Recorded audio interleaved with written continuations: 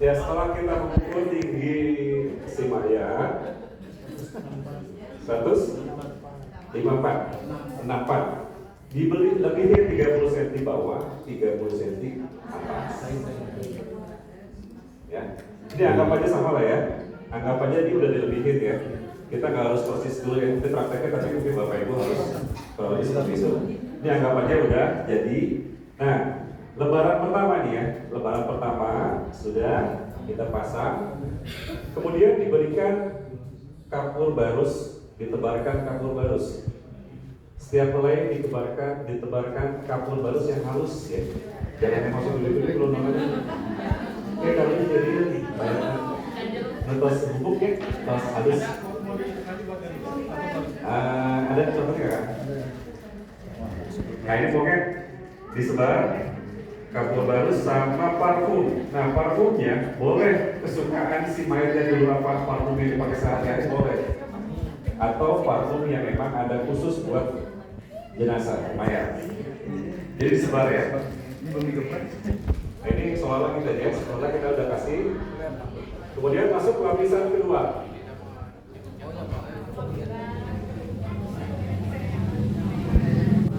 Ukurannya itu dilebihkan 30 cm ke atas, 30 cm ke bawah, lalu ditabur kapur barus yang sudah dihancurkan dan parfum kesukaan dari mayat. Masuk lapisan ketiga. Ini anggap mayatnya contohnya laki-laki ya. Jadi cukup 3 lapis dulu. Nanti kalau perempuan berarti 5 lapis. Masuk ke helai ketiga, kemudian sama ditebar lagi kapur barus dan parfum. Nah kemudian biasanya ada yang dibuatin seperti popok. Nah ada yang beberapa ustadz ada yang menyarankan seperti itu, ada juga yang nggak usah apa-apa. Udah 3 lapis ya, sudah 3 lapis. Nah kita buatkan popok. Contoh popok. Nah ini dibentuk seperti ini.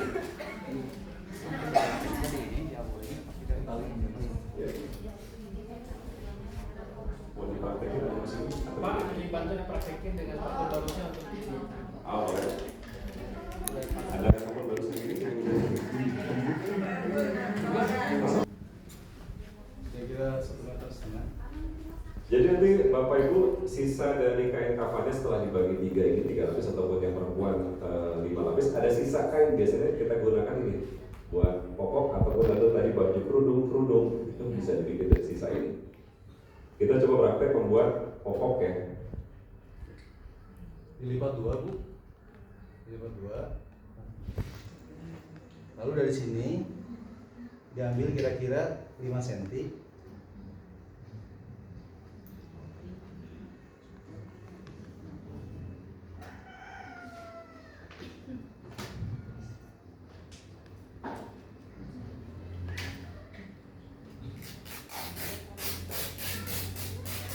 Nah, sampai ini kan tadi tengah-tengahnya ya, saya segini.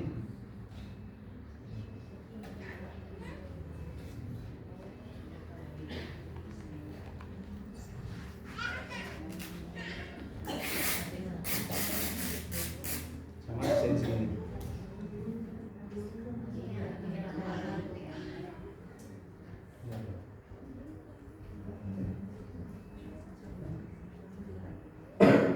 Lalu nanti di bagian tengahnya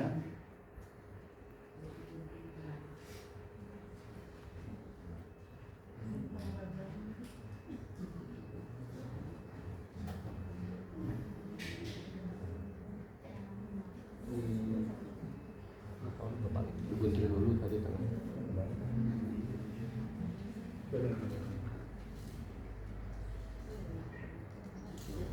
Betul bapaknya kalau di backpacker ya. Kalau di sini mungkin sudah ada ini bu ya, sudah ada tim pengurusan jenazah. Ada yang khusus ibu-ibunya, terus bapak-bapaknya nggak ada ya. Bapak-bapak yang kurang Bapak-bapaknya belum ya. kurang komplit. Jadi kalau ada bapak-bapak yang meninggal, Agak susah. agak susah. Agak susah. Agak jauh yang ngurusnya mungkin ya. Jadi kan kebanyakan di sini orangnya pada kerja. Oh. Jadi ketika yang meninggal itu harus request hari libur. Iya. kapal lah. Tapi pernah ada kejadian menikah akhirnya maksudnya siapa? Oh. Ada sih, tapi selalu ada. Agak lama gitu. Agak lama ya. Kumpulin dulu. Silang samping. Dari tengah ambil ke ujung, lalu bikin coaknya dari sini Bu, Pak, Bapak Ibu. Untuk bagian paha, cawatnya.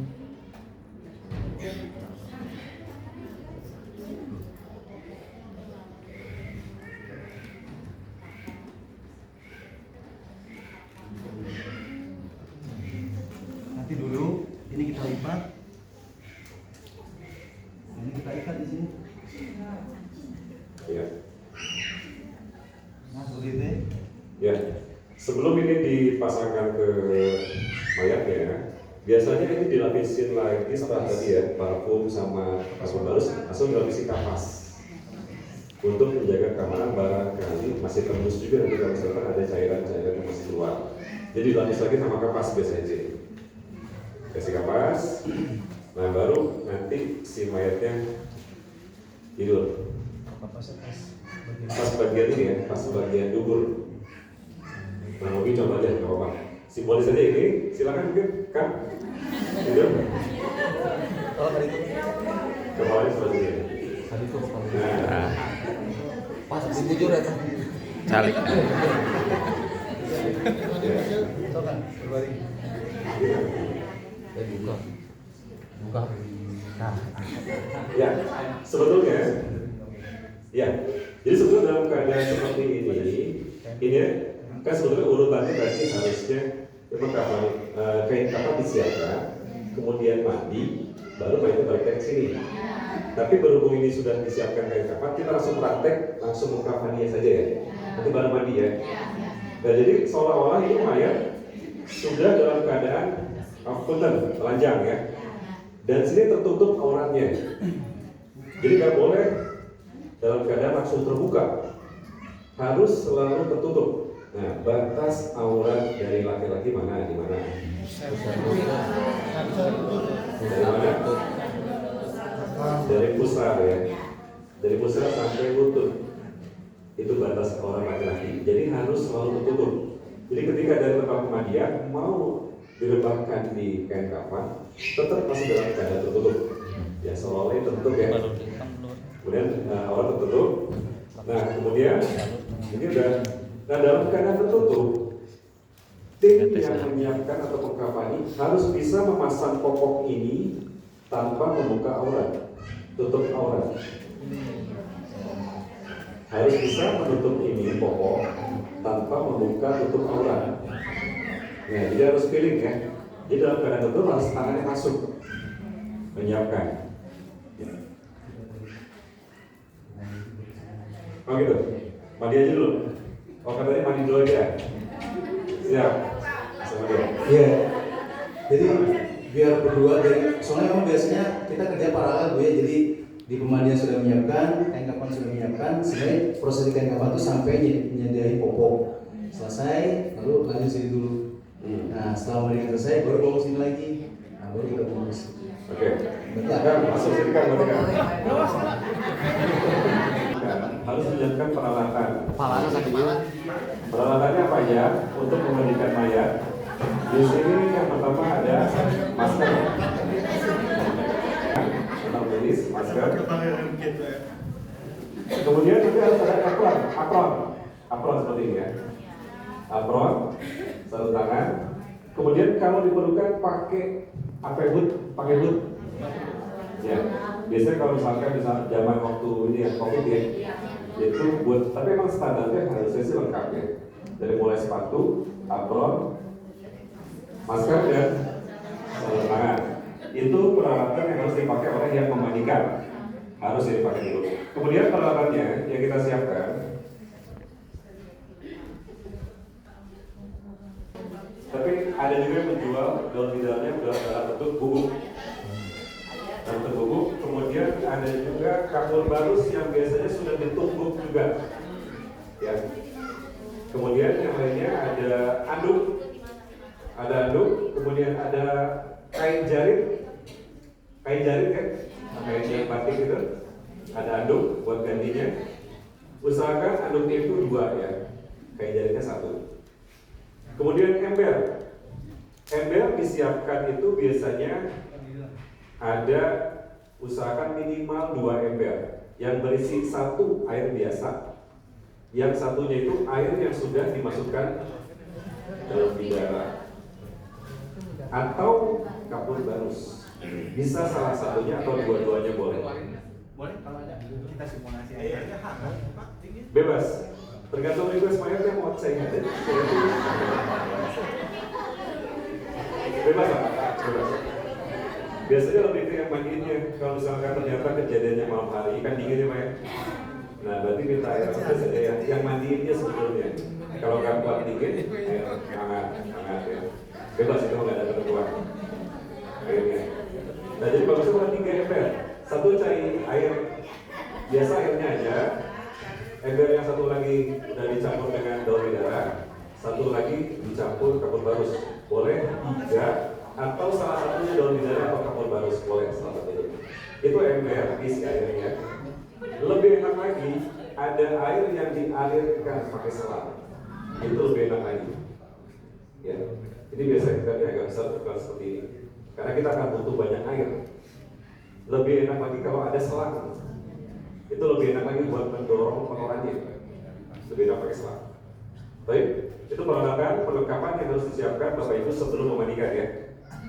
Cukup jelas ya? Cukup jelas. Oke, kita sekarang mulai memandikan. Tadi setelah kita memastikan bahwa ini sudah betul-betul meninggal ya. Sudah meninggal. Ya. Setelah betul-betul dipastikan meninggal, kita biasanya melakukan peremasan, melemaskan otot-ototnya. Ya, dilemas-lemaskan dulu. Biasanya kalau yang meninggal itu kan kaku ya, cepat kakunya, dingin, kaku, pucat. Ini kita lemas-lemaskan dulu. Biasanya ditekuk-tekuk tangannya. Ditekuk-tekukkan tangannya, biasanya diremas-remas jarinya, tangan dan kaki. Pastikan itu dilemaskan ya, otot-ototnya. Biar lebih enak pada saat memandikannya nggak kaku. Ini masih udah dalam keadaan misalkan ini masih pakai baju ya, misalkan ya, mayatnya ini meninggalnya masih dalam keadaan pakai baju. Nah, setelah itu setelah dilepaskan kita pasang auratnya, penutup aurat. Kain jarit ataupun boleh anduk ataupun sarung juga boleh. Nah, kita tutup auratnya. Boleh seperti ini, boleh hanya auratnya sebatas ini juga boleh. Pusat. Nah, kita mencoba untuk membuka bajunya. Tadi ingat kan, walaupun sudah meninggal, tetap nggak boleh kelihatan auratnya. Jadi kita membuka baju dengan ada menutup auratnya. Nah, bajunya ini kita bisa sobek, digunting. Betul kan? Ini baju biasa disobek.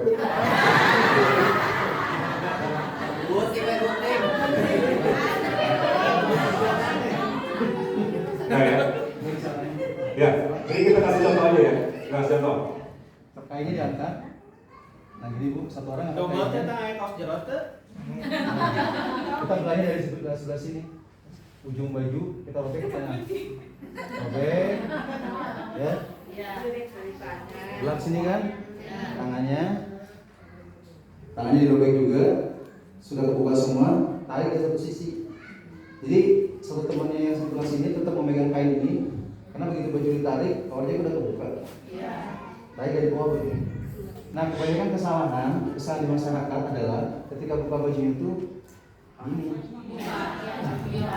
Nah, salah satu wasiat yang tidak boleh dilanggar adalah aurat terakhir jenazah itu nggak boleh kelihatan oleh siapapun. Nah, saya yakin ini paling sulit dijaga. Biasanya ibu yang suka praktek, ibu lihat auratnya nggak? Yang pernah praktek memandikan, pernah lihat auratnya mayatnya nggak? Kalau hal itu biasanya tetap kelihatan ya. Itu tuh. Betul. Bisa ya. Saya yakin itu. Cuman kalau begitu buka bajunya itu kadang-kadang karena agak susah, suka digini kayaknya. Karena kan sejenis ini nggak apa, padahal itu nggak boleh. Jadi salah satu larangan Rasulullah adalah yang memandikan melihat bagian tubuh si mayit Pertama, misalnya. Yang kedua, lalu menceritakan aibnya. Misalnya, tadi udah dibuka pabrik, PK ya tatoan, itu nggak boleh. Ataupun perempuan misalnya, tadi udah dibuka pabrik, ayah iya, badannya ayah ikan, ayah ikan. Itu aib nggak boleh diceritakan kepada siapapun. Jadi sebenarnya pelatihan ini ada tujuannya gimana tertib membuka baju ini tetap di bawah aib, segala aktivitas. Nah, tadi sedikit flashback ya. Siapa yang berhak memandikannya? Nah, sebelum ke keluarga, itu adalah orang yang diberikan wasiat. Yang pertama itu, orang yang diberikan wasiat oleh si mayat untuk memandikan. Nah, makanya orang yang diberikan wasiat itu biasanya orang yang bisa dipercaya, tidak membongkar aib dari mayat. Makanya tadi salah satunya adalah aurat.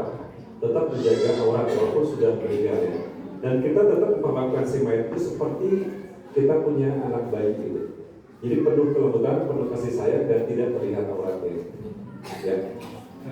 Jadi setelah digunting tadi ya, setelah digunting bajunya, kita mulai melepaskan bajunya ya tanpa membuka aurat, tetap tertutup. Nah, langkah pertama kita mengangkat badannya, kepalanya setengah duduk untuk mengeluarkan kotoran. Nah, seperti ini. Sambil menekan perutnya. Bagian perut ditekan-tekan sampai dorong ke bawah. Itu tujuannya mengeluarkan kotoran. Sisa-sisa kotoran yang ada di dalam perut terdorong ke bawah. Lebih baik lagi, teman satunya itu sambil nyemprot di bagian bawahnya, disemprot, didorong kotorannya. Atau dibajur, kalau misalnya nggak ada selang air, pakai gayung lewat bawah disiram, didorong kotoran ke bawah. Nah, setelah memastikan sudah cukup bersih, nah kita tes dengan kain bagian duburnya, ada kain. Jadi kain kapan, potongan kain kapan yang dipotong sedikit buat ujung. Nah, seperti ini untuk memastikan bagian bawahnya sudah bersih, masuk ke bawah. Tetap nggak boleh kelihatan auratnya. Bisa juga sebetulnya dengan maslak, tapi langsung dibuang. Ya. Itu buat mandiin saya. Boleh. Kalau misalkan masalahnya banyak nih ya, boleh cek langsung buang. Makanya sebelumnya kita pasang kantong kreseknya 2. Siapkan kantong kresek 2. Yang satu buat buang yang langsung dibuang kotor, yang satu bisi bajunya masih mau disimpan oleh ahli waris. Jadi bajunya jangan dibuang misalkan, masih pengen disimpan oleh keluarganya misalnya. Itu siapkan kantong kresek 2 minimal. Yang satu buat yang kotor. Jadi ketika sudah misalkan pakai waslak, langsung buang, ganti waslaknya. Kalau pakai waslak, tapi baiknya pakai potongan kain kapan. Setelah yakin bersih, mulai diwudukan.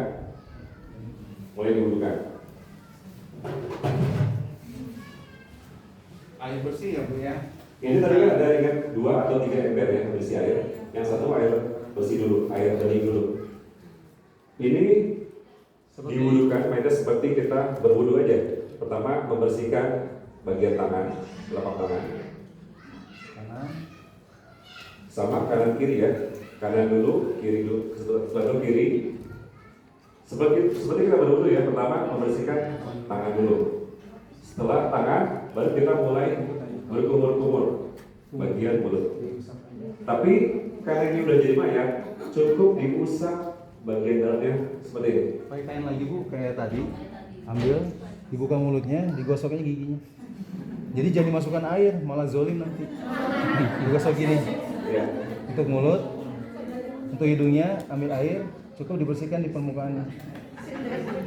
Terkena disemprotkan kalau bet Bu. Sama zolim. Lanjut ke bagian muka. Setelah muka, Nah, untuk muka pun nggak disiram Bu ya. Tapi diambil, lalu kita usap.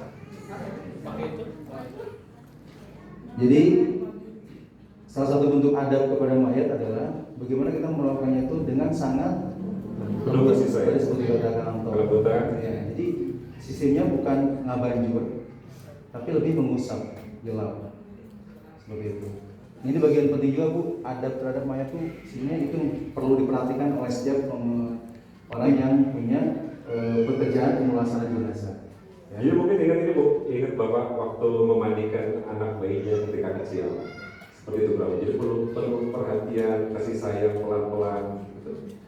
Ya. Setelah wajah. Setelah wajah, Nah, lagi gue bisa udah lagi tangan kanan dulu. Kanan. Biasa dari mulai lutut, siku sampai ke telapak tangan dibersihkan sela-selanya sama ya, seperti kita berwudu, sela-selanya dibersihkan gitu. Yang kiri Kanan, sana. kiri sama. Setelah tangan, Lalu ambil air untuk kepala kan? kepala dibasahkan Kepala sekali. Lalu sampai ke bersihkan belakang, langsung nyambung ke telinga. Gitu. Setelah itu bagian kaki. Ambil air lagi. Pakai kaki sama seperti kita berwudu, dibersihkan sela-selanya ya. Ini paling penting. Sela-sela jadinya dibersihkan. Nah, saya perhatikan supaya kesalahan itu ambil air di baju gini.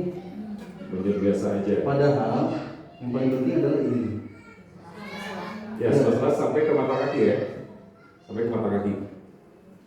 Karena hadis yang paling keras itu adalah mereka berwudu tapi meninggalkan sedikit bagian kulitnya nggak disiram air. Nah, ini paling lalai kita nih.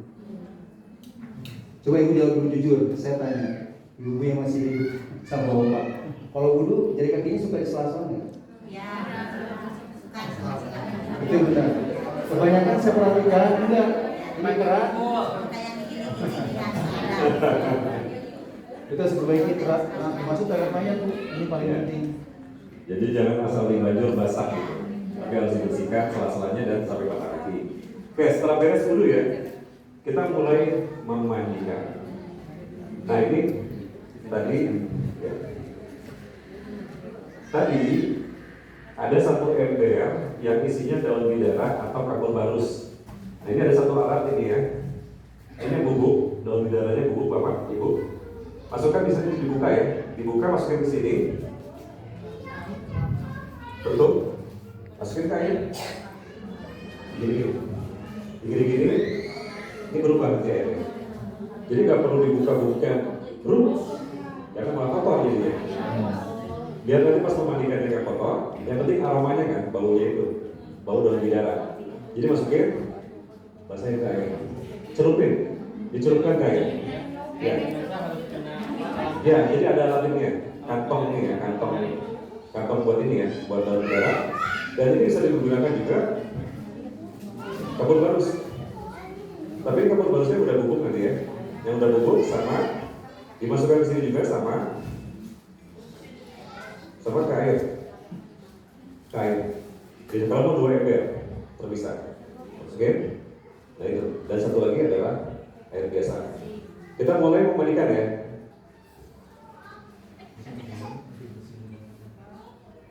Oh iya. Ini ada cotton bud juga.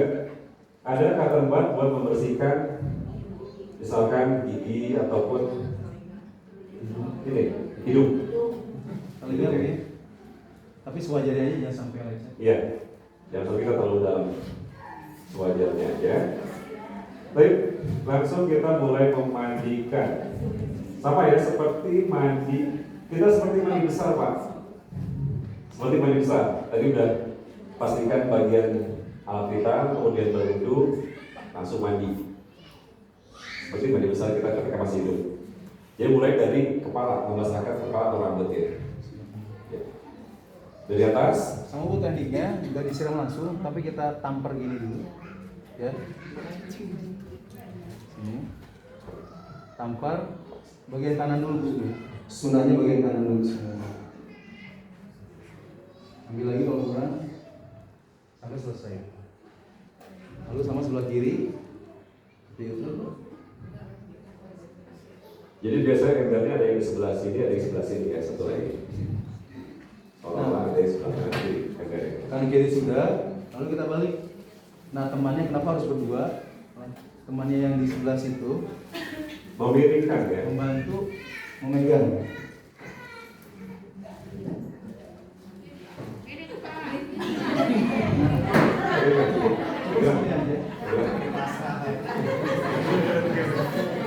Ini adalah teknik ya, teknik memiringkan jenazah. Jadi insya Allah dengan cara ini, mau seberat apapun jenazahnya, insya Allah bisa ketarik piringnya. Jadi tangannya bisa dilihat ya, tangannya masuk. Siap lihat ya? Kelihatan ya? Nih.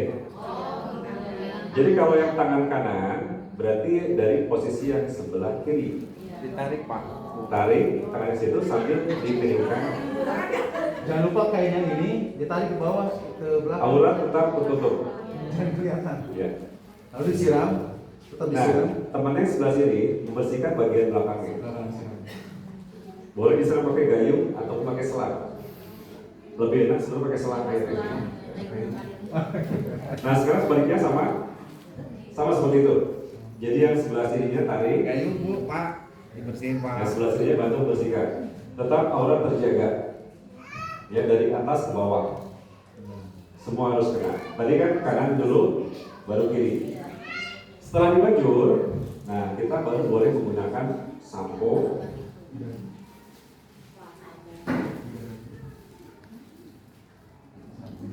Tidak dulu. Gak pakai sampo. Tidak dulu ya. Baik, untuk bagian kepala. Untuk bagian kepala kita menggunakan daun bidara dulu. Dibasahkan tadi ya, setelah dimasukin sini, masukin kain, kita bajur ke bagian kepalanya dulu. Nah, setelah daun bidara, baru kita mulai sampo dan sabun. Ya. Sampo seperti kita biasa, sampo, disampo Semua. kepalanya, terus sabun badan, biasa menyambuni ya. Seperti kita mandi aja disambuni badannya semuanya. Dari mulai kepala, tangan, badan, kaki, semua kena disabunin. Merahnya bebas, Ustaz. Bisa gunakan Merah sampahnya bebas. bebas. Bisa menggunakan pasal. Boleh menggunakan pasal ya. Pasal. Itu digosokkan ke bagian dalamnya. Jadi tangannya masuk ya, tanpa membuka kainnya, tanpa melihat auratnya. Jadi dalam keadaan tertutup, tangan kita masuk membersihkan sampai ke bagian alat kita terus ke bawah. Kiri sama Bu ya. Ke sebelah kiri sama seperti itu. Setelah semua tersabuni, tersampo, kita bilasan yang kedua. Ibu-ibu yang di luar bisa melihat nggak ini? Kalau nggak bisa melihat, karena ini sebentar lagi akan turun mengkafani. Boleh yang di dalam bisa maju ke depan, ya supados katingalinya. Cara mengkafaninya nanti ibu-ibu yang di luar bisa sedikit masuk dan yang di dalam bisa sedikit maju ke depan. Ya. Oh, ada ini ternyata live streaming lewat YouTube TV Al-Huda. Kan di-upload nanti Oh, di-upload nanti dikira live streaming sekarang. Atau nanti boleh ibu-ibu di rumah kalau yang sekarang tidak bisa sempat melihat full cara jenazah atau pengurusan jenazah ini, nanti ada di TV Al-Huda atau YouTube-nya TV Al-Huda tentang jenazah ya atau pengurusan jenazah. Demikian, Afan. Ini ada pertanyaan ini saya. Setelah disabun itu dibasuh dulu mungkin ya? Iya. Boleh bidara. Iya. Belum. Kalian baru bilasan pertama Bu ya. Disabuni, sampoin. Tadi sudah daun bidara itu sunatnya. Sampo, sabun, bilasan kedua, sama ditampar dulu. Tuh. Semuanya kanan. Kiri ya, dahulukan ke sebelah kanan. Lalu nah ini yang penting, sering jadi polemik. Berapa kali siraman itu? Dalam hadis-hadis Nabi, memang terbilangnya 3 dan 7. Boleh 3 kali, boleh 7 kali. Di buku itu ada juga. Tapi di akhir hadisnya dikatakan boleh seperlunya. Artinya gini, kalau dirasakan busanya masih ada, udah 7 kali, misal udah 7 kali nih. Saya ini masih ada sampo, ayo sabun, banyak deh, pas 10 kali kayak ini, enggak lanjut aja Bu. 7 kali boleh. Bahkan setelah 7 kali terasa masih licin sabun, itu boleh siram lagi. Tapi yang terbaik itu memang 3 dan 7, karena bilangan kayak gini. Nah setelah dibuat 2 kali basuhan, kalau sudah selesai Bu ya, nggak ada lagi busa dan lain-lain. Basuhan ketiganya pakai air, Kapur barus. teman kapur barus. Jadi bagian sebetulnya kita sewajarnya aja. Jadi pas nyampoinnya, nyambuninnya tidak berlebihan dan nggak kurang. Sehingga pada saat ngegilasnya juga nggak terlalu butuh banyak air. seininya aja sewajarnya aja ya. Setelah mandi, kita bilasan terakhir menggunakan kapur barus. Sama ya, setelah dari kapur barus itu dibasakan dari mulai atas kepala sampai ke kaki. Kiri. Nah, setelah selesai, sebelum kita dilap kering, dihandukkan, kita harus cek duburnya lagi. Harus. Nah, ini yang sering juga luput dari pengalaman saya sebelum saya belajar yang benar. Jadi udah mandiin tuh, langsung dilap kering, langsung dipindahkan, ditutup kain lagi, dipindahkan ke kain kafan. Begitu di kain kafan, itu masih tembus keluar tuh dari duburnya lagi. Nah, itu harus kita pastikan di ruang memandikan.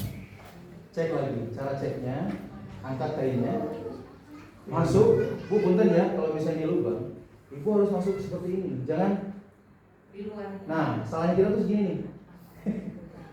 Karena ketika dia diangkat kan ada tekanannya. Nah, biasanya dia bereaksi keluar lagi. Sehingga kalau ini lubang, kita harus berani gini, masuk sedikit dalam, sekali, ya. Tekan dulu kan. Dan sampai gigi kurang sadar lagi bakal diikuti. Ayo masih ketika menghadap Allah Azza wa Jalla. Nah, kalau posisi sudah bersih, tidak lagi. Pertanyaan, kalau terjadi ternyata masih keluar, apa yang harus kita lakukan? Apakah dimandikan lagi? Atau seperti apa? Ibu yang pengalaman yang sudah memandikan. Timnya mana? Tim pemulasaran mana di sini? Dari ngaji. Ketika dicek lagi ternyata masih keluar. Tim pemulasaran yang sudah pernah siapa lagi? Mana kita tukar ini? Tukar pengalaman. Keluar kotoran. Apa yang dilakukan? Gimana, Bu? Oh, disumbat langsung. Jadi nggak perlu dimandiin lagi. Disumbat. Dimandikan lagi nggak, Bu? Sumbat. Diwudukan lagi nggak? Nah, Udah di ini, udah apa? Udah di mau kayak kapanin. Keluar lagi. ya itu betul, disumbat itu kalau sudah pindah ke kain kafan. Tapi kalau makanya kita harus memastikan tidak ada yang keluar dari dubur itu ketika di ruang memandikan. Kalau ternyata masih keluar, terus dilap. Sampai kapan? Sampai kita nggak syak. Kalau kata orang kita nanti kalau penyakit tertentu memang dia terus keluar. Kan kita nggak mungkin membersihkan terus. Nah, sampai bersihkan terakhir kita nggak syak, nggak ragu lagi, kita anggap sudah. Lalu kita harus mensucikan lagi mayit ini, karena dia harus menghadap Allah dalam keadaan suci. Tapi nggak perlu dimandikan, cukup diwudukan saja. Nah, itu jangan lupa, Bu ya. Diwudukan lagi. Nah, setelah diwudukan lagi, kita anggap sudah bersih, baru kita lap kering setelah ini. Nah, kalau nanti ternyata dibawa ke pembungkusan kain kafan, keluar lagi, itu di luar puasa, baru kita sumbat. Jadi usahakan menyumbatnya bukan pada saat masih di tempat pemandian. Ya. Dari tempat pemandian pastikan bersih dulu. Ya. Terus kemudian ternyata masih keluar, cukup diwudukan lagi saja. Nggak perlu dimandikan. Kita mengeringkan. Setelah dulu bersih, udah yakin, kita keringkan. Caranya, Bu, seperti ini. Ini disimpan dulu di atas. Tarik yang basahnya. Pegang. Ini sampai sebegininya, Bu, nggak boleh kelihatan abu-abu. Kita simpan anduk Yang tadi basahnya ya, ya. tarik yang basahnya. Simpan. Lalu ini kita cukup gini aja. Dilap. Bagusnya ada dua anduk, yang satu lagi wajar. Ada dua anduk ya, di bagian bawah dan bagian atasnya. Bu, Setelah ini udah dirasakan cukup kering, kita pasang kain jarit. Ya. Bu, ini kuncinya adalah aurat tidak boleh terlihat.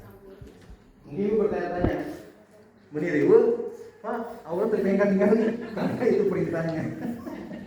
Jadi Rasulullah sangat wasiat dari Rasulullah cara mayit adalah tidak boleh melihat aurat. Pertama, yang kedua tidak boleh menceritakan aibnya. Ibu terang naon tentang mayit, ketihan ngocor teras. Naon salumina, kayak nyeras-nyeras. Nah itu. Jadi menjadi tim pemulasaran itu berat sebenarnya, bukan dari segi ilmunya, kan itu simpel ya. Tapi dari segi tanggung jawab.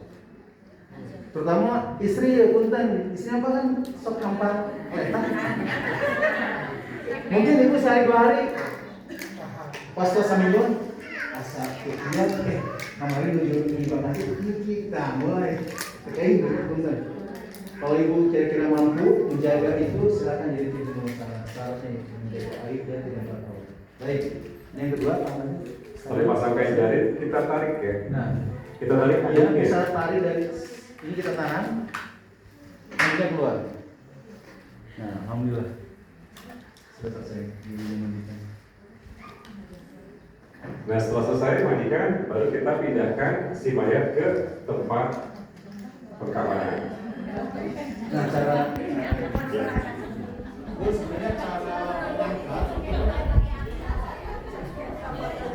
Ada caranya. Pertama adalah kita harus menopang 3 bagian. Satu di dada, sekaligus nanti pangkal ini ada di leher, yang kiri, yang kanan di bagian dada. Satu. Yang kedua di bagian perut sama paha. Yang ketiga di bagian kaki. Gimana kalau orangnya berat? Ini dimasukkan ya, dipastikan jadi masuk menutupi. Kalau orangnya berat itu ditanggulangi ditambah orangnya, tapi kan beribunya. Nah, kalau sudah terlampau berat dan orangnya susah, kita biasanya dibantu dengan kain tanduk. Kain tanduk, kalau yang canggihnya namanya sketcher, Bu pernah lihat nggak? Kayak tanduk yang bisa dilipat, itu ada yang dari bahannya fiberglass, sama satu lagi dari kain tebal.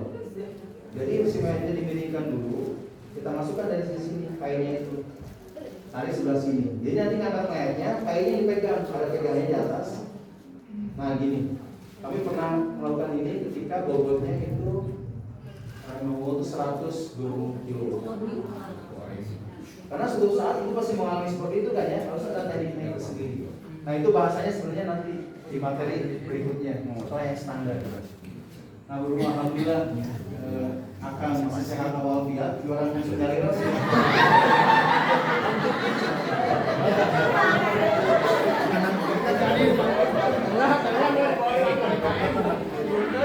Nah sekarang kita pindah ke bagian perkapanan. Kepalanya ada kemana? Kesini kayaknya. Ada aturannya kan harus ke arah Ya. ada kiblat gitu ya. Kalau secara syariat asalnya menghadap kiblat. Menghadap kan kiblat sana ya. ya Nah, lewat sini. Di sini.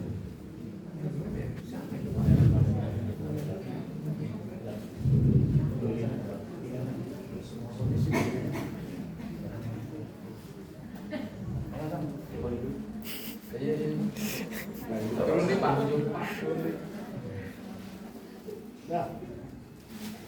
Jadi nggak perlu diulang ya, nanti masih ingat ya. Setiap helai dipasang kabel baru dalam vakum.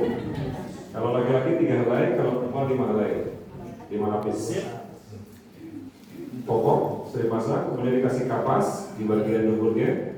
Ini dalam keadaan masih tertutup oleh kain jarit ya. Aurat nggak boleh tertutup, nggak boleh terlihat. Kalau nanti boleh segini. Perempuan harus segini gue.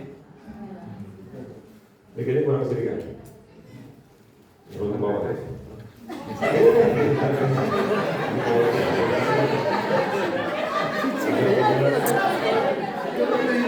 Turunkan.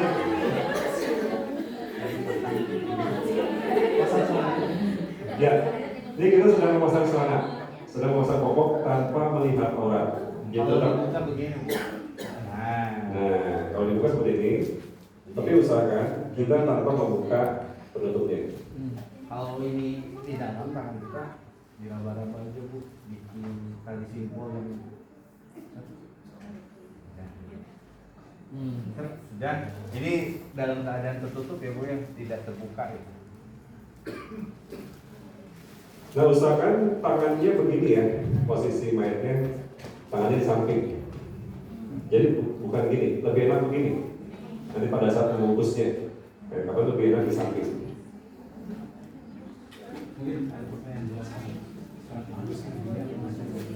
Ya.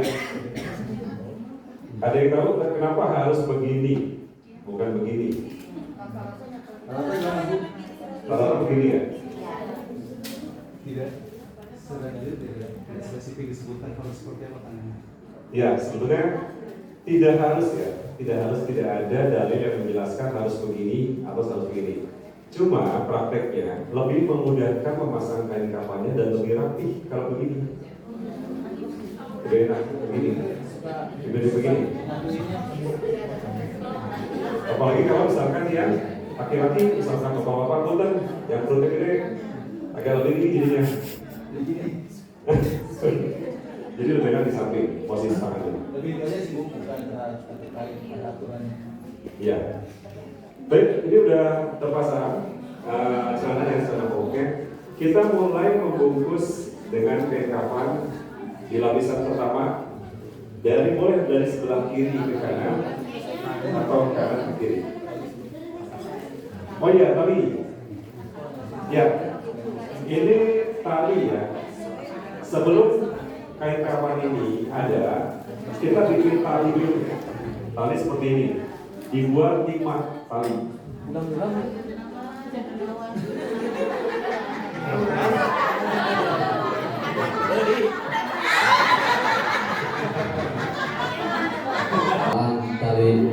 Tali ikatannya ya, tali pocong,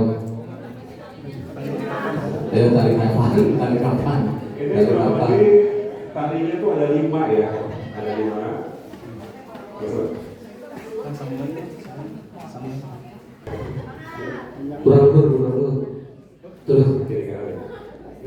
Ada bening apa benar serangan? Nah setelah itu pasang ya, ini tadi auratnya tetap ya. Mahanya mana Pak?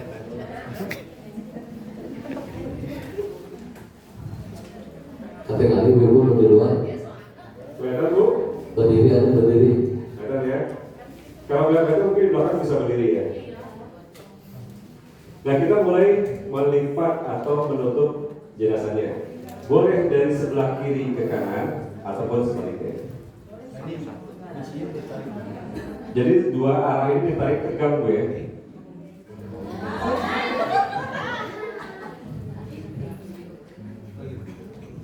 Kemudian sisi yang satu lagi. Kenapa harus tarik Bu? Supaya dia Lebih tidak ketat, rapi nantinya insya Allah ya. Ya, ini jangan terlalu rapat dulu. Lipatan pertama jangan terlalu rapat karena ada kain jarit yang harus dikeluarkan di dalam. Ditarik dari sini Bu. Ditarik dari bawah. kayak kacamata punya. Jangan lupa nanti kain jarit ke bawah. Nah, jadi sudah kita mulai rapikan. Ini kita nggak tutup, kalau aslinya tutup semua Bu ya. Terus dimasukkan ke sisi ini Bu. Kalau yang itu mulai dari kiri, berarti yang kanan kan. Nah yang kanan itu dimasukkan ke sini Bu, ke sela badan. Ya biar tegak dan rapi, dimasukin kain kafannya ke dalam bawah, bagian bawahnya. Kemudian lapisan kedua Sama tarik gini Bu. ditegangkan, ditarik. Nah ini bagian kepala, biasanya memang suka ada request dari pihak keluarga yang ditutup dulu. Ya, jangan ditutup dulu, misalnya menunggu anaknya atau orang tuanya belum datang, makanya kita nggak langsung tutup ya. Selain itu emang karunya si Akang bilang tutup. Ada ya. Nah ini dibuat serapi mungkin ya, seperti kita mengenakan baju mau pergi ke pesta nih. Lapisan terakhir.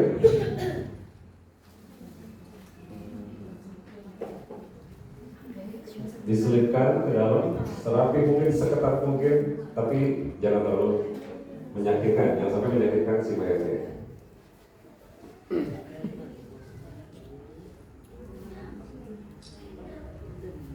Nah biasanya kami kalau ada permintaan menunggu ahli keluarga, kita biarkan seperti ini, lalu kita tutup wajahnya dengan semprot kain putih. Dimulai ditarik bagian kaki. Ini cara talinya tali simpul hidup, kayak mentali sepatu, kayak tali sepatu. Dan usahakan talinya itu di sisi sebelah kiri dari mayat. Nah ini ingin lebih rapinya, atau misalkan kayaknya kepanjangan nih yang bawah dibanding yang atas, itu bisa ditarik ya nanti. Misalnya itu kurang, bisa tarik ke sana. Termasuk mensiasati kalau nanti ibu ternyata kainnya kurang, nggak bisa nepung G Bu, tapi G-nya. Iya. Nah itu disiasatinya. Kain tadi kan berlapisnya rata. Nah kita bisa siasati dibikin zigzag Bu. Ya. Lapisan pertama zigzag seperti ini, lapisan kedua zigzag seperti ini. Supaya tujuannya nepung di tengah. Ya, nanti kita praktek ya. Kalau misalkan bertemu dengan mayatnya yang badannya besar atau yang tinggi di atas standar. Ya, kita Jadi tarik dulu. kita anggap selesai ya. Kita tarik dulu ya. Semuanya. Ini tarik dulu semuanya. Nah ini di sebelah kiri. Simpulnya di kiri Bu. Simpul kiri. Kenapa? Kiri mayat ya Bu, bukan kiri kita. Kiri mayat karena Jenazah ya, Oh, tadi Iya. kiri mayat ya. di liang kubur itu baik bentuknya lahat itu kan bentuknya coakannya di tengah atau satu lagi coakannya di samping. Ini mayatnya akan kita menghadap ke dinding, yang kanan ada di bawah kan, sehingga simpulnya harus di sebelah kiri. Pernah satu kejadian saya ngalamin simpulnya di kanan, gitu dimiringkan mana simpulnya balikin itu kan dulu. Nah itu jangan lupa Bu, harus ada yang kontrol mengenai simpul-simpul ini ya dari timnya. Nah ini bagian pocong, mungkin jangan langsung ditarik dulu. Kalau emang ini masih mau dibuka ya bagian kepalanya. Jadi bagian pocongnya kepalanya jangan terlalu ketat.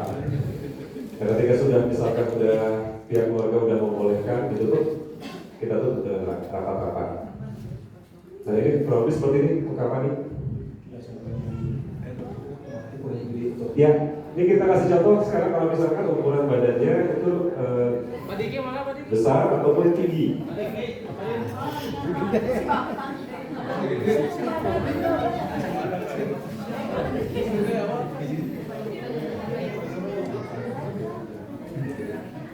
Kita cari, tapi pas didokumentasikan dari foto ya? Dari foto ya? Mana kalau belum dokumentasikan, mau dikirim ke istri ya? Wah, ada istri ya?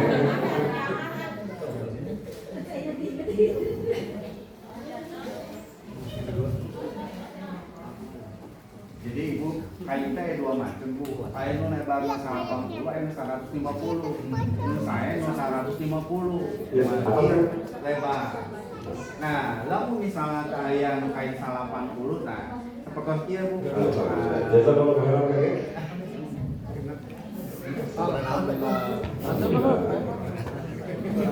Nah, kita bagaimana caranya menyusun kain kafan ketika badannya di luar standar, misalnya kayak gendut ya, kafan badannya lebih besar, beratnya lebih besar. Dan kita buat zigzag.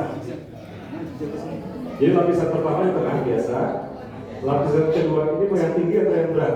Sama-sama. Tinggi dengan berat sama lebih ke sini. Oke. Dibuat seperti ini, yang lapisan kedua posisinya seperti ini. Berikutnya lapisan ketiga.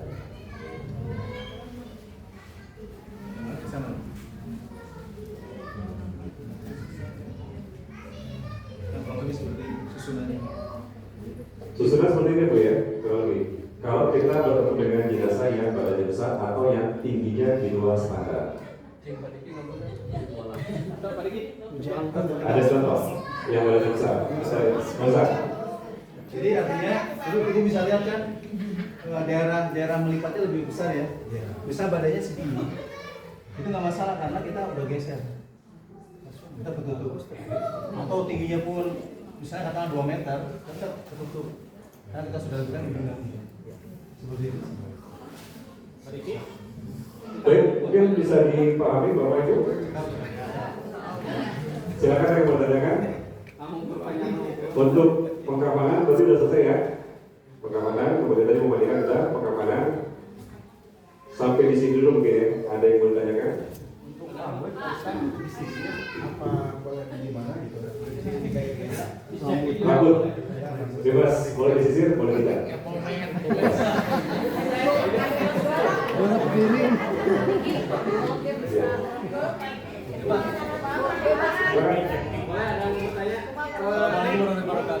Ada yang mau bertanya? Bapak-bapak dulu. Bapak-bapak.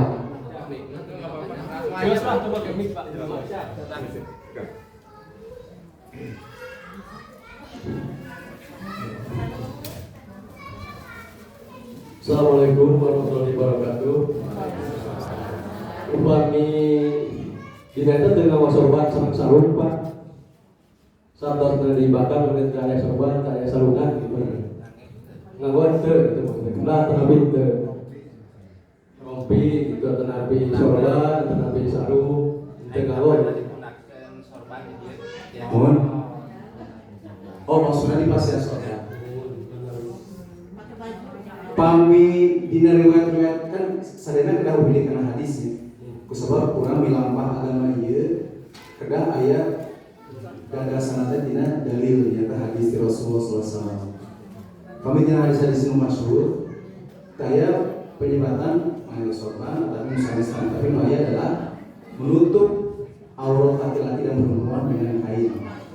Nah lagi model kain kumaha tapi corak penutupnya kita disebutkan kecuali kain kafan memang hadis masyhur mengatakan putih sebelumnya. Kalaupun tidak ada putih boleh tidak pakai warna lain boleh tapi harus yang lurik misalnya hidung ada berasan merah ada berasan gitu garis-garis jari garis-garis. Mengenai kedai usapan kita lebih ke urf ya lebih ke budaya selagi auranya tertutup tidak bermasalah tidak mengapa tapi auranya harus tertutup gitu kan. Entah dibalik di sorban tapi orang tak buka. Itu lagi. Buat Pak, assalamualaikum warahmatullahi wabarakatuh. Assalamualaikum warahmatullahi Cuma harus punten katanya kondisi jenazah kondisi terbuka seperti misalnya keluar darah beriran tapi ada kondisi yang berat misalnya bernanah biasa ditutup komplester tapi di menghentikan pendarahan di kemudian yang kami cuma kecelakaan tapi apa ya ada beberapa kejadian memang mayat itu misalkan ada tadi ya bekas kecelakaan atau misalkan punya penyakit kulit ya yang mungkin itu mengeluarkan darah ataupun nanah ya. Jadi kita pada saat memandikannya itu memang harus yang pertama kita harus pelan-pelan ya, harus pelan-pelan karena saya sendiri pernah memandikan yang orang tua yang udah kelamaan tidur sehingga kulitnya bagian belakangnya itu udah kering ya. Jadi kalau dipegang itu kayak rontok gitu ya, kayak melengkung. Jadi harus pelan-pelan, terus hati-hati. Yang pertama itu. Yang kedua, kalau memang itu luka yang tidak berhenti masih terus keluar nanah atau berdarah, itu boleh disebutnya di dep atau mungkin di plester ya, dikapas dulu ya, dikapas dulu kemudian di plester, boleh juga gitu. Kalau emang itu yang nggak berhenti ya keluar, kayaknya basah terus ya, itu boleh di plester, dikapas di plester tutup, boleh Pak. Nah. Jadi bapak-bapak jadi sana tiwa ewan jadi bapak-bapak kayak gitu. Assalamualaikum warahmatullahi wabarakatuh. Tuaras Ustaz, sering jalmi awam kanu pertawis pemandian jenazah, pemulasaran jenazah. Kalau petugas pemulasaraan jenazah sebelum memandikan apakah itu harus bersuci dulu dalam artian berwudu? Itu yang pertama. Terus yang kedua, ketika memandikan jenazah kita mewudukan, ketika memandikan apakah ada bacaan-bacaan yang kita amalkan atau yang kita bacakan atau gimana biar lebih jelas saja. Soalnya tadi kan kita melihatnya cuma praktek gitu kan. Jadi biar lebih auto lagi kalaupun ada yang harus diamalkan atau ada yang harus dibaca, apa yang dibaca amalannya seperti itu kan. Terima kasih. Assalamualaikum warahmatullahi wabarakatuh. Waalaikumsalam warahmatullahi wabarakatuh. Baik, untuk yang memandikan, yang memproses pemulsaran dari mulai memandikan sampai mengkafani, hujah yang ada tidak spesifik menyatakan harus bersih dari hadas. Namun sekali lagi karena ini memang amalan ibadah, Yang terbaik adalah kita bersih dari hadas kecil. Yang ada larangan tegas justru ketika menguburkan. Orang yang menguburkan menurunkan jenazah ke liang kubur itu tidak boleh yang malamnya sudah berhubungan suami istri, artinya mandi junub. Itu tidak boleh justru turun ke liang lahat, Bu. Ini laki-laki khususnya. Ini jangan yang kita paham. Jadi orang yang mau turun ke liang lahat itu malamnya tidak boleh mandi junub. Jadi orang yang malamnya sudah berhubungan suami istri tidak boleh ikut menurunkan ke liang kubur. Itu larangannya. Palingan pamangga terakhir kayak gini tim kematian. Ada paling tanya, kelas batasan kedua, adakah bacaan khusus ketika memandikan mayit? Allah alam bisawab, sejauh ini yang kami amalkan dan kami dapatkan darinya, memang keumuman semua ibadah, karena makna ibadah adalah perkataan, perbuatan, baik zahir maupun batin yang bersifat baik, lisan dan dicintai Allah itu namanya ibadah. Nah, kata Rasulullah SAW secara mujmal, secara umum, semua ibadah itu diawali dengan Bismillah. Bahkan Rasulullah SAW ketika mengirimkan surat, hanya sekedar surat kepada raja-raja kufar begitu, beliau selalu mengawali surat itu dengan ucapan Bismillah. Nah, berdalilkan ini juga setiap surat dalam Quran diawali dengan Bismillah. Para ulama membuat suatu kaidah fikih.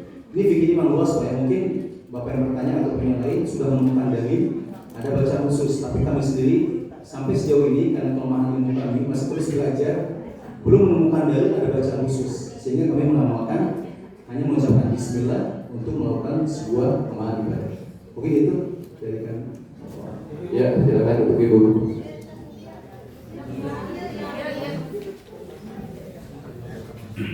Ibu-ibu bolehlah 5 orang yang bertanya langsung ke saya. Pak, Badan Tumaros, kami tadi kan daya larangan kanggo kieu, kanggo pemelajaran. Tapi kami misalnya antos kelas, saya harus kieu. Pertama, kelas anu kaduana, kayaknya kita kami jenazah keras-keras ngaluarkeun kotoran.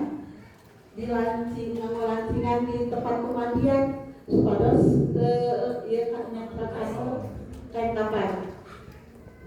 Terus numpat tiuna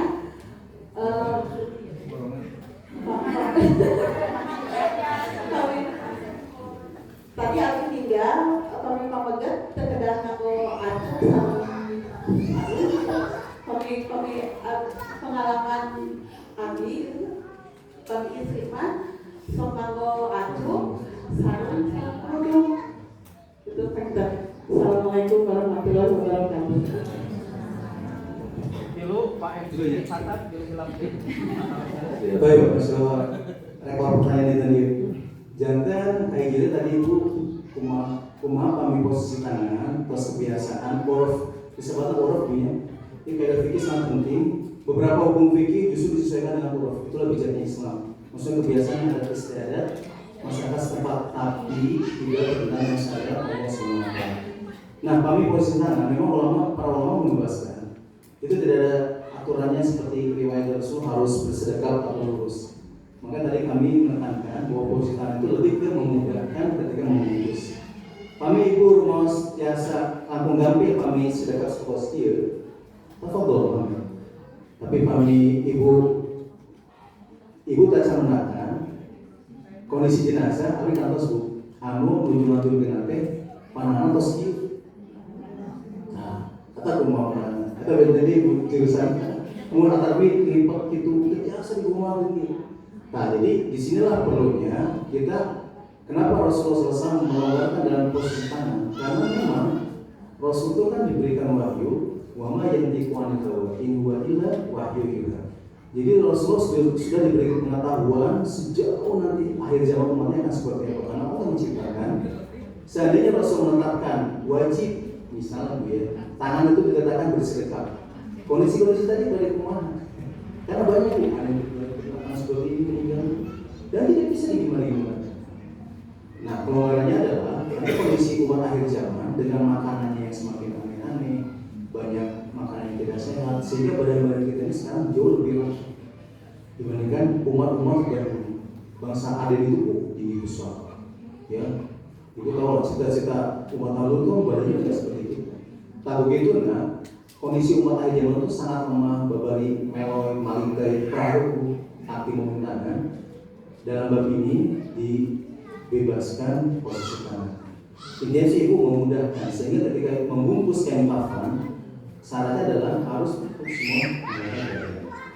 Mungkin pertanyaannya yang justru harus ditanyakan sebenarnya, kenapa posisinya harus diikat pocong seperti itu sehingga melegenda kami ngariwa ada pocong acang-acang. Nah ini bu, ini juga ingin kami sedikit membantah bahwa setiap ruh yang sudah masuk ke alam barzah adalah alam yang bukan berada di liang lahat. Itu ibu ya harus digarisbawahi. Alam barzah, bahkan Rasulullah SAW bertanya tidak mengetahui di alam barzah. Namun Rasulullah diberikan salah satu mukjizat yang ditampakkan alam barzah, ditampakkan gitu. Bukan Rasul mengetahui di mana alam barzah, ditampakkan kondisi mayat-mayat ketika di alam barzah betul. Tapi Rasulullah mengetahui alam barzah di mana tidak. Nah, yang lahat adalah jasad kita dikuburkan. Untuk menuju alam barzah, syariat adalah harus dikuburkan di dalam tanah. Alam barzah di mana? Wallahu a'lam.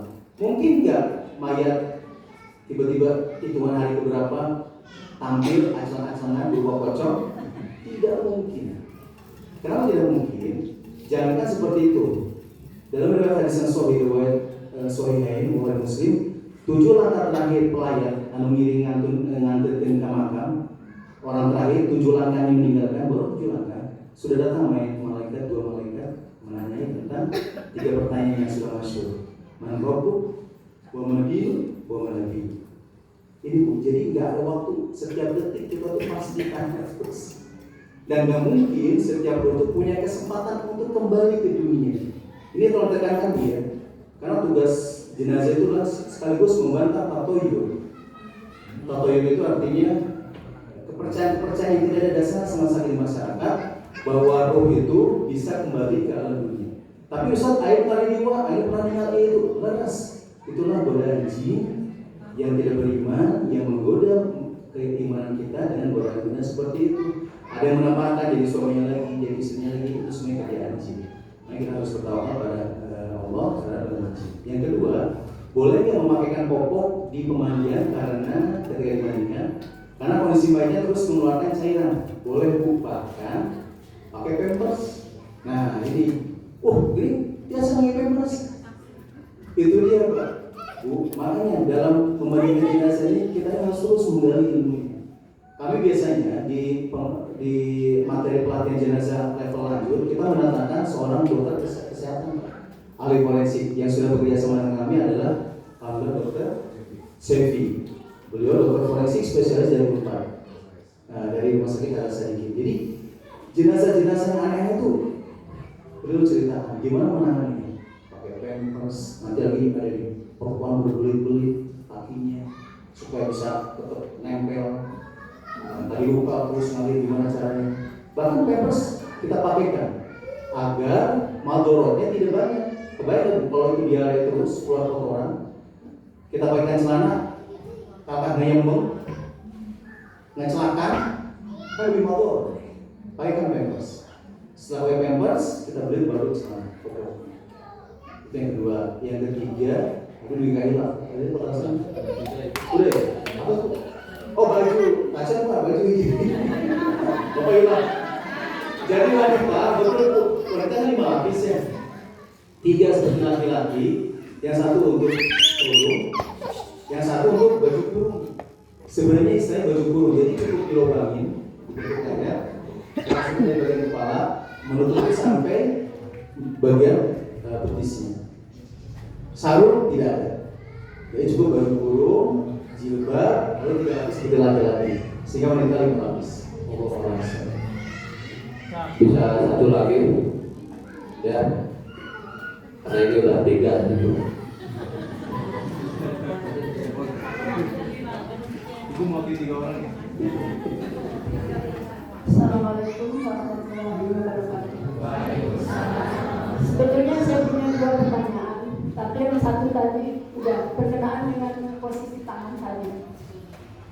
Yang kedua, beberapa kali saya menyaksikan pemandian jenazah, wudhu itu diakhirkan.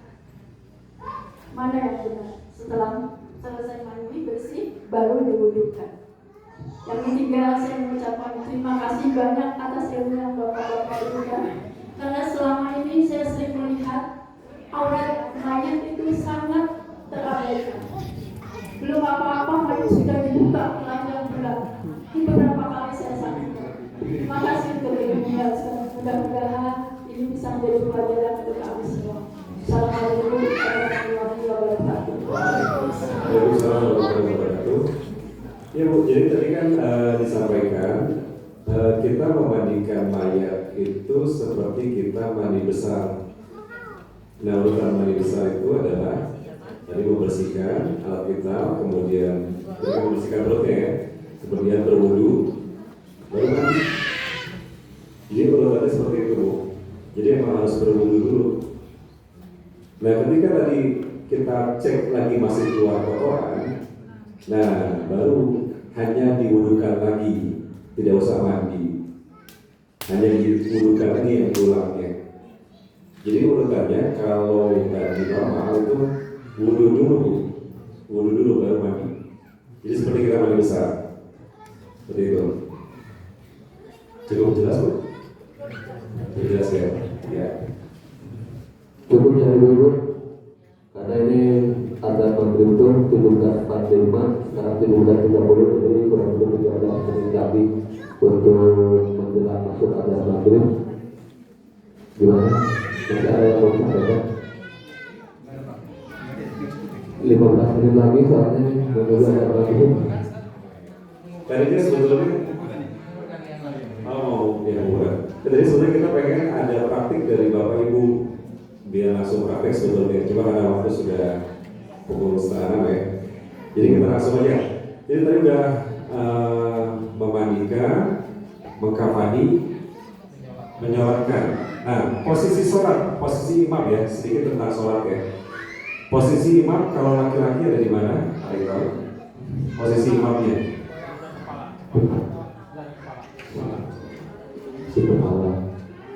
Betul? Sejajar kepala ya. Kalau laki-laki posisi imamnya itu sejajar dengan kepala si mayit. Kalau perempuan,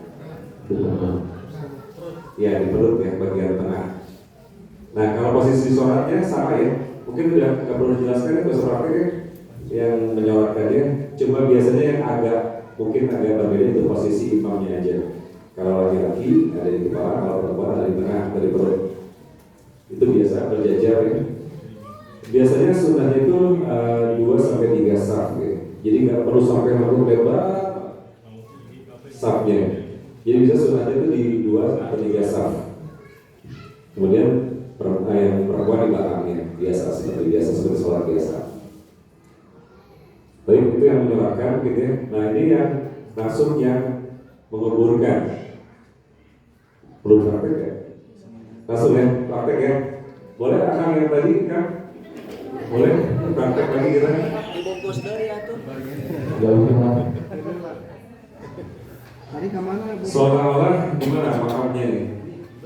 Di sebelah sana ya? Kepalanya hadir kepalanya. Benar dia, benar Oh, Nah ini kalau masuk liang lahat nih ya, masuk liang lahat sebetulnya tidak ada sunnahnya tidak selalu dari sunnahnya dari sebelah selatan, dari arah kaki. Ini lubang kayak gini ya, jadi masuknya dari sebelah sini. Masuk sini. Coba tuh digotong mau apa kan? Mau digotong? Coba aja di sama kan juga yang tinggi. Boleh. Pak Diki mau Nanti ada yang menggotong, ada yang terima. 6 orang yang memasukkan ke dalam liang lahat. Silakan. Mau diangkat? Mau coba diangkat? Aduh, nggak bejaan ya, nggak bejaan Yunus. Jangan lupa pada saat masuk ke liang lahat membaca doa Bismillahi wa ala sunnati Rasulillah. Ya, masukkan dari sebelah kaki ke bawah. Nah, diterima oleh yang di bawah. Kurang. Kemudian pelan-pelan turun.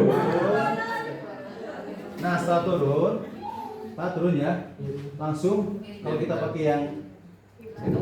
pakai yang coakan di samping, Bapak masukkan, tapi agak miring 15 derajat, ini tongkir, gini nih. Nah, coba. Ya, nah, tujuannya apa? Kalau terlalu tegak, bisa nggak boleh lempar. Jadi gini nih, agak miring.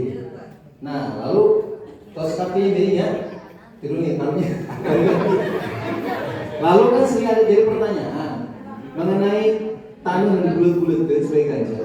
Nah, ini kami menjelaskan. Sebenarnya secara syariat itu cukup seperti ini. Ya, cukup dimiringkan, miring seperti ini. Mengenai pakai tanah harus diganjel, tanahnya jenis siapa, jumlahnya berapa, itu tidak ada syariat yang mengatur. Itu kembali kepada uruf kebiasaan. Fungsinya adalah, fungsinya adalah sekali lagi menjaga supaya mayat tetap menghadap dinding. Tidak ada tujuan lain. Jangan ditambah-tambah bentuknya kedah kiri, tanahnya kedah bagian mana. Satu gitu. Yang kedua, papan. Fungsi papan, nah itu pun saya hanya melihat ada di negara kita. Kalau Bapak Ibu punya kesempatan naik haji atau umroh melihat pemakamannya, itu nggak ada pakai papan seperti ini. Karena tujuannya adalah supaya tanah itu tidak langsung mengenai mayit. Tapi itu pun tidak ada larangan dan tidak ada perintah.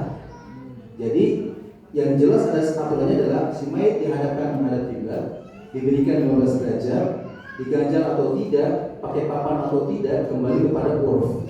Selagi tidak ada keyakinan di sana, misal papannya kedah 7, jumlahnya kedah sakit, nah itu kalau sudah menyatakan kedah harus membawakan dalil atau hujah. Tapi kalau ini sih supaya jaga tanahnya tidak langsung kena mayit, silakan. Kan kita biasa berpapan kayak mangga. Terus dipapani misalnya, tanah diganjel, dipapani, selesai, Bapak naik ke atas. Betul tidak? Oh iya, sebentar. Makanya simpul. Tali simpul itu fungsinya di kiri. Nah itu tadi fungsinya di kiri supaya menjadi buka. Terus simpulnya kedua dikumpulin. Saya suka lihat dikumpulinnya air dicanak deui dengan berbagai kepercayaan. Sebenarnya nggak perlu. Simpul itu hanya benda, sudah taruh aja di sini. Biarkan saja. Dikuburkan bersama. Tidak ada hal-hal yang lain yang mengatur tentang talinya tuh akan digimanain, tidak ada. Karena kami bertugas menjelaskan dari sisi akidahnya juga supaya lurus bahwa tali-tali cepat Pak. Atas.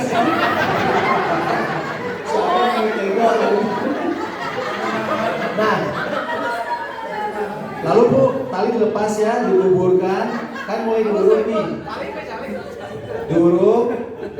Nah, ketika mulai tengah-tengah nguruk, ada satu sunnah yang harus dilakukan dan saya cek beberapa tempat ini jarang diamalkan, yaitu setiap yang hadir mengambil kerikil atau tanah bagian tanah yang keras di sekitar kuburan, lalu ikut memasukkan ke dalam kubur. Semuanya itu disunahkan. Karena hati itu mau tujuannya. Nah, itulah agama Islam. Agama Islam dan agama keimanan. Begitu Rasul mengatakan sesuatu, sebagaimana Abu Bakar disebut As-Siddiq, karena Rasul turun dari Mi'raj hari ke-7 dengan meneteskan air. Habis subuh ketemu Abu Bakar, Rasul menceritakan, saya baru aja berangkat ke Baitul Maqdis, naik ke langit ke-7, kembali lagi. Abu Bakar tidak komentar apapun, cukup mengatakan sami'na wa ata'na, sehingga beliau dijuluki As-Siddiq. Nah, orang itu bentar mau naik jalan, nah Ustaz, nah kedah gitu, nah kedah kamu gitu, terkedah nangin aku. Karena itu dicontohkan Rasulullah, sebenarnya adalah menempatkan kerikil ke dalam lingkungan. Dan ada satu sunnah lagi sebenarnya yang juga harus jarang diamalkan ketika masuk ke dalam kuburan. Itu sebenarnya kita melepaskan alas kaki. Jadi sendal-sendal itu biasanya kita tinggalkan di luar kuburan. Kita masuk itu nggak pakai alas kaki. Itu sunnahnya. Kita perkawis di jero makam sebenarnya kada dibuka sampai udah napel karena tangan sering itu. Aya nu gitu. Oh. Nah, perkawis ya enggak bisa Pak ya. Oh, damis karena sarang untuk ya kena napel ke dinding. Dalam hadisnya itu hanya dikatakan menghadap ke arah kiblat, ditembakkan ke dinding. Jadi dibuka tidaknya tidak terangkan Pak. Tidak masalah ya. Tidak masalah, Bapak mau buka silahkan. Tidak pun tidak. Tapi kalau menurut saya menyulitkan ya. Terus buka tadi, Bapak ada buka boy nanti. Kan kita ambil yang praktis saja. Allah. Baik. Cukup jelas mungkin Bapak Ibu. Sudah kita sudah selesai dari mulai tadi memandikan, mengkampanye, menyolatkan sampai memakamkan. Kira-kira karena waktu ini sudah mepet ya, mungkin sudah tidak ada pertanyaan lagi ya. Nanti mungkin kalau misalkan di sini dari PKN ataupun dari Bapak Ibu ada yang membutuhkan pelatihan berlanjut, boleh nanti silakan hubungi kami kembali. Misalkan mau latihan lagi rutin berapa kali dalam 1 bulan, boleh. Nah, kami harapkan memang dengan pelatihan ini terbentuk sebuah tim relawan buat bapak-bapak yang khusus ada, buat ibu-ibunya khusus ada. Nah, kira-kira nih, ada yang siap nggak menjadi relawan yang nanti akan mau latihan rutin dengan kami? Kita ada di Sorban ada tim ibu-ibunya atau tim perempuannya, wanitanya ada juga. Nanti kita bisa datangkan juga kalau misalkan dibutuhkan dari tim ibu-ibunya dan wanitanya. Siapa yang siap nih? Yang mau jadi lawan? Bapak? Nanti tolong diri saja ya. Ya baik. Nanti diri saja nama-nama jamaah di sini yang memang siap untuk belajar lebih lanjut menjadi relawan dari pengurusan jenazah. Sehingga selain nanti kita datang ke sini bisa juga nanti diajak sama kita ya. Kalau ada pelatihan-pelatihan di beberapa tempat, wilayah DKI dimanapun, nanti Bapak juga bisa diajak untuk ikut dalam pelatihan tersebut. Baik, mungkin gitu aja dari kami. Mohon maaf apabila ada salah-salah kata. Subhanallah, Bapaknya tutup ya. Kami ucapkan jazakumullah khairan katsiran wa barakallahu fikum. Assalamualaikum warahmatullahi wabarakatuh. Waalaikumsalam warahmatullahi wabarakatuh.